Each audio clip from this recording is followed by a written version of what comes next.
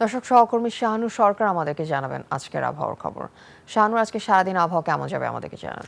ধন্যবাদ আফিফা আপনাকে। দর্শক, এই মুহূর্তে আজকের আবহাওয়ার সর্বশেষ খবর জানাবো আপনাদেরকে। আজ 16 আগস্ট 2026।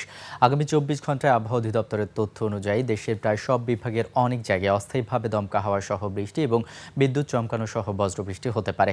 সেই সাথে সারা দেশের কোথাও কোথাও মাঝারি ধরনের ভারী বৃষ্টিপাতের সম্ভাবনা রয়েছে।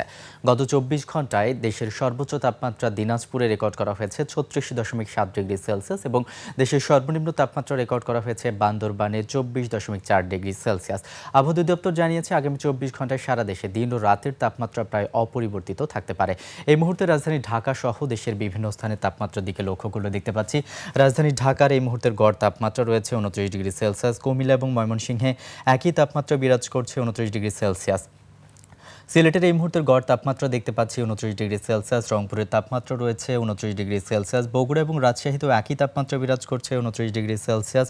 যশোর এবং মাদারীপুরের তাপমাত্রা দেখতে পাচ্ছি 29 ডিগ্রি সেলসিয়াস। চট্টগ্রামের তাপমাত্রা রয়েছে 26 ডিগ্রি সেলসিয়াস। কক্সবাজারের তাপমাত্রা দেখতে পাচ্ছি 26 ডিগ্রি সেলসিয়াস রয়েছে। দর্শক, তাপমাত্রা নিয়ে আরও একটু বললে দেখতে পাচ্ছি এই মুহূর্তে কিন্তু দেশের বেশিরভাগ অঞ্চলে একই তাপমাত্রা বিরাজ করছে 29 ডিগ্রি সেলসিয়াস। শুধুমাত্র চট্টগ্রাম এবং কক্সবাজারের তাপমাত্রা কিছুটা কম রয়েছে 26 ডিগ্রি সেলসিয়াস। আজ সকাল 6টায় ঢাকার বাতাসের আপেক্ষিক আর্দ্রতা রেকর্ড করা হয়েছে শতকরা 91%। আজ ঢাকায় সূর্যোদয় হয়েছে 5টা 34 মিনিটে এবং আজ ঢাকায় সূর্যাস্ত হবে 6টা 32 মিনিটে।